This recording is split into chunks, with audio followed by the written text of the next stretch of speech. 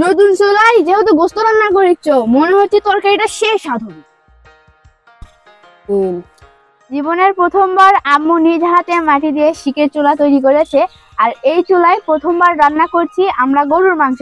এই জন্য মাংসটা আগে ধুয়ে নিচ্ছি, তারপরে আমরা নতুন চুলায় রান্না শুরু করব। আর আমি জীবনেও মাটির চুলা বানাইনি, এইবার জীবনের প্রথম মাটির চুলা বানাছি। মাংস রান্না করে খায়া দেখি কিরকম স্বাদ লাগে। মাটির চুলায় তো খাবার অনেক স্বাদ হয়, ওই জন্য মাটির পাতিলও নিছি ভাত রান্না করার জন্যে। আর এটা কিন্তু সত্যি কথা, মাটির চুলায় রান্না করলে যে কোনো খাবারেরই কিন্তু স্বাদটা অনেক ভালো হয়। জিনিয়া, রসুন আদা বাটা আছে, তুমি না জিরে বাটে নাও। জিরে পিষা লাগবে? হ্যাঁ, খালি একটু জিরে পিষা লাগবে। আচ্ছা, এইভাবে প্রতিদিন আম্মুর কাছে সাহায্য করি, আর আজকেও আম্মুর রান্না বান্নার কাজে একটু সাহায্য করে দিই, তাহলে আমার একটু সুবিধা হয়। কতটুকু দেবো দেখো। দাঁড়াও, ধুয়ে তো রাখছি, ভালো করে ধোও একটু। আর এইদিকে আমি আম্মুক রান্নার কাজে সাহায্য করেছি। আমি তো জিরে তেমন ভালো করে পিষতে পারি না, অন্য সবকিছু পিষতে পারি, কিন্তু জিরেটা একটু আমার হাতে কম আওলায়। তো দেখি, না পারলে তো হবে না, চেষ্টা করে পিষতে হবে। যেহেতু আমি মেয়ে মানুষ, আমাকে পারতে হবে সবকিছুতেই, আর সব কাজ আমার জানা লাগবে।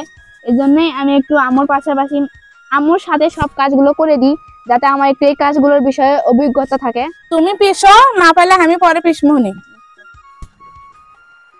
আচ্ছা, জিরেটা মনে হয় পানিতে ভিজে তুললে ভালো লাগে। না, তুমি পিষো, ভিজে থাকা লাগবে না। প্রেসার কুকারে দিলে একটু হাড্ডিগুলো নরম হবে, খেতে ভালো লাগবে। এদিকে আমাদের রান্নার প্রসেসিং শুরু হয়ে গেছে। এখন মশলা সবকিছু মাংসের ভিতর দিচ্ছে। এটি আদা আর রসুন বাটা থুছি, সবকিছু মশলা একবারে দিয়ে দিছি। গোস্ত যা যা লাগে দাও, মাংসের মশলাটা দিয়ে দেই। নতুন চুলায় যেহেতু গোস্ত রান্না করেছ, মনে হচ্ছে তরকারিটা শেষ স্বাদ হবে। সেই স্বাদ না, ও হাত দিয়ে মাখার মজাই আলাদা। ঠিক কথা। হয়ে গেল, এইটুকু ঝোল দেখা যাবে আর এক সামান্য, কি জন্য মাংস থেকে ঝোল বের হবে। বিসমিল্লাহ, সেই ভালো লাগছে নিজে হাতে চুলা বানিয়ে রান্না করা। এইদিকে আমাদের গোস্ত রান্না হয়ে গেছে, চুলা থেকে নামিয়ে নিয়ে আসছি। এখন এই প্রেসার কুকারের ঢাকনা খোলার পালা, দেখাই আপনাদের।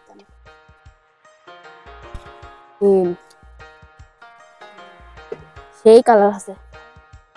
যেহেতু মাংস রান্না হয়ে গেছে, আর আমার অভ্যাস হচ্ছে আমি রান্নার সাথে একটা করে চাকি, আর চাকা লাগবে, না হলে আমার মুখের থেকে লাল পড়বি, আর লাল পড়লে সবজিরই পেটের সমস্যা হয়ে যাবি।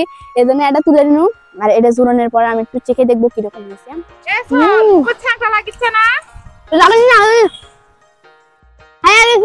নতুন চুলায় রান্না করছে আজকে, আর নতুন চুলায় রান্না করে যিনি একটা খাচ্ছে, আর সে তারপরে আমাকে একটা দিল। দেখি কেমন হয়েছে নতুন চুলার রান্না। খুব অল্প সময় হলো, এত ফাইন করে চুলাটা তৈরি করেছো তুমি।